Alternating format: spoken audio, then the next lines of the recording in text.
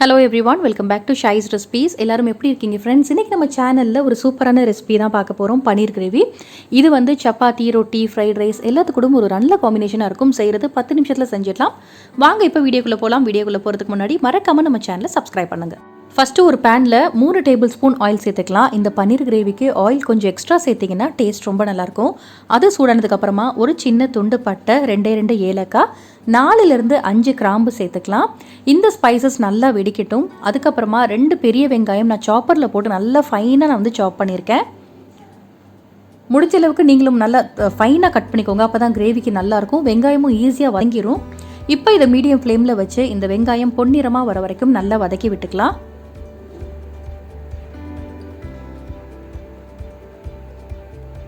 இன்றைக்கி நான் செய்கிற அளவு வந்து 4லேருந்து 5 பேர் சாப்பிடக்கூடிய அளவுக்கு இந்த கிரேவி நான் இன்றைக்கி செய்கிறேன்.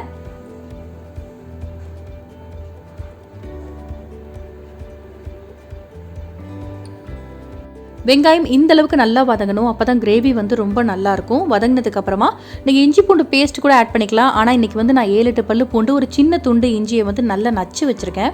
நச்சு சேர்த்து பாருங்களேன், அதோட வாசனை வந்து ரொம்ப நல்லாயிருக்கும். அதை சேர்த்துட்டு அதோட பச்சை வாசனை போகிற அளவுக்கு நல்லா மிக்ஸ் பண்ணிக்கலாம்.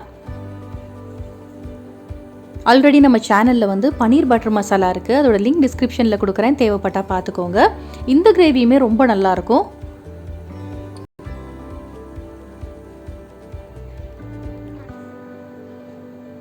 நிறைய வெங்காயம் சேர்த்தோம் பாருங்கள், நல்லா வதங்கி கொஞ்சமாக ஆயிடுச்சு பாருங்கள். இப்போ இஞ்சி பூண்டோட பேஸ்ட், அந்த இஞ்சி பூண்டு நசுக்கி போட்டது பச்சை வாசனை போயிடுச்சு. அதுக்கப்புறம் கொஞ்சமாக மல்லித்தூள், அதாவது 1 டீஸ்பூன் மல்லித்தூள் சேர்த்திங்கன்னா போதும். அதுக்கப்புறம் உங்கள் காரத்துக்கு ஏற்ற மாதிரி சில்லி பவுடர் ஆட் பண்ணிக்கோங்க. இதுக்கு நீங்கள் கலர் நல்லா வேணும் அப்படின்னு நினச்சிங்கன்னா காஷ்மீரி மிளகாய் தூள் கூட நீங்கள் சேர்த்துக்கலாம்.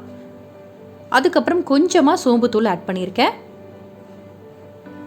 அதையும் சேர்த்துட்டு இந்த மசாலா 1 நிமிஷம் நல்லா அந்த ஃப்ரை ஆகிற அளவுக்கு நல்லா வதக்கி விட்டுக்கோங்க. அதுக்கப்புறம் பார்த்தீங்கன்னா ஒரு 10 முந்திரி பருப்பு மிக்சியில் போட்டு நல்லா தூள் பண்ணி வச்சுருக்கேன், அதையும் இப்போ சேர்த்துக்கலாம். நான் ஃப்ரீசரில் வச்சனால கொஞ்சம் அந்த ஈரப்பதம் மாதிரி இருக்குது.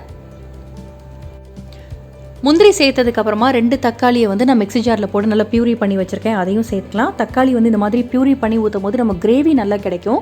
இப்போ தக்காளி வந்து போட்டு ஒரு 2 நிமிஷம் நல்லா இந்த மாதிரி வதக்கி விட்டுக்கலாம். இப்போ பச்சை வாசனை நல்லா போயிடும். அதுக்கப்புறம் இந்த ரெசிபிக்கு தேவையான அளவு உப்பு சேர்த்துட்டு இதை இன்னும் 1 நிமிஷம் நல்லா வதக்கி விட்டுக்கலாம். இப்போ தண்ணி ஒரு 1.5 டம்ளர் அளவு இப்போ நான் தண்ணி சேர்த்துக்கிறேன். தண்ணி சேர்த்து நல்லா கொதிக்க விட போகிறோம். இதில் வந்து நம்ம முந்திரி பருப்பை பவுடர் பண்ணி சேர்த்துருக்கனால இந்த கிரேவி சாப்பிட்றதுக்கு ரொம்ப நல்ல ரிச்சாக இருக்கும். நீங்கள் வந்து தாளிக்கும் போது நீங்கள் பட்டர் கூட சேர்த்துக்கலாம், அதோட ஃப்ளேவர் கூட ரொம்ப நல்லாயிருக்கும். இப்போ இது நல்லா கொதி வரணும். கொதி வந்ததுக்கு அப்புறமா தான் நம்ம வந்து பன்னீர் சேர்க்க போகிறோம். இது ஒரு 2 நிமிஷம் கொதிக்கட்டும். இப்போ ஓப்பன் பண்ணி பார்க்கலாம். ஆயிலெலாம் நல்லா செப்பரேட் ஆகிருக்கு பாருங்கள். இது சப்பாத்தி மட்டும் கிடையாது, நான், அதே மாதிரி பூரி, ஃப்ரைட் ரைஸ் இதோட கூட ரொம்ப நல்லாயிருக்கும். நான்வெஜ் சாப்பிடாதவங்க இந்த மாதிரி பன்னீர் கிரேவி செஞ்சு சாப்பிட்டு பாருங்கள், உங்கள் எல்லாருக்குமே பிடிக்கும். குட்டீஸ் வந்து விரும்பி சாப்பிடுவாங்க.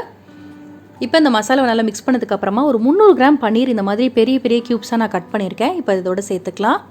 சில பேர் வந்து பன்னீரை ஃபஸ்ட்டே ஃப்ரை பண்ணிடுவாங்க, எண்ணெயில் ஃப்ரை பண்ணிவிட்டு அதுக்கப்புறமா சேர்ப்பாங்க. நீங்கள் அப்படி சேர்த்திங்கன்னா பன்னீர் ஹார்டாகிறதுக்கு நிறைய சான்சஸ் இருக்குது. நீங்கள் இந்த மாதிரி கடைசியில் சேர்த்து ஒரு 2லேருந்து 3 நிமிஷம் கொதிக்க விட்டால் இந்த பன்னீர் வந்து சாப்பிடும் போது ரொம்ப நல்லா சாஃப்டாக, அதே மாதிரி நல்லா ஸ்பாஞ்சியாக இருக்கும். இப்போ அதை சேர்த்துட்டு ரொம்ப நேரம் கொதிக்க விட வேணாம், ஒரு 2 மினிட்ஸ் நம்ம கொதிக்க விட்டால் போதும். சூப்பரான ஒரு பன்னீர் கிரேவி ரெடி ஆகிடும்.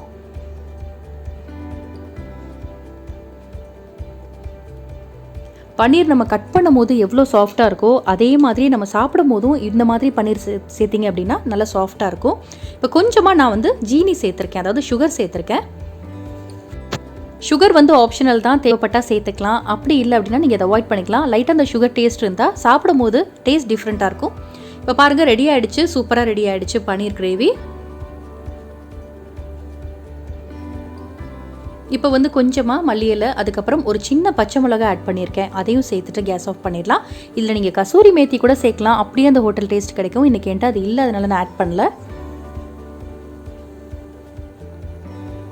யாராவது கெஸ்ட் வந்துட்டால் நீங்கள் டக்குன்னு இந்த சப்பாத்தி, பூரிக்கு இந்த மாதிரி நீங்கள் சைட் டிஷ் செஞ்சு வந்து கொடுக்கலாம். இது வந்து செய்கிறதுக்கு ஒரு 10 நிமிஷம் தான் ஆகும், அவ்வளோ சூப்பராக இருக்கும். ட்ரை பண்ணி பாருங்கள். ஏதாவது டவுட் இருந்தால் கூட கமெண்ட் செக்ஷனில் நீங்கள் கேட்கலாம்.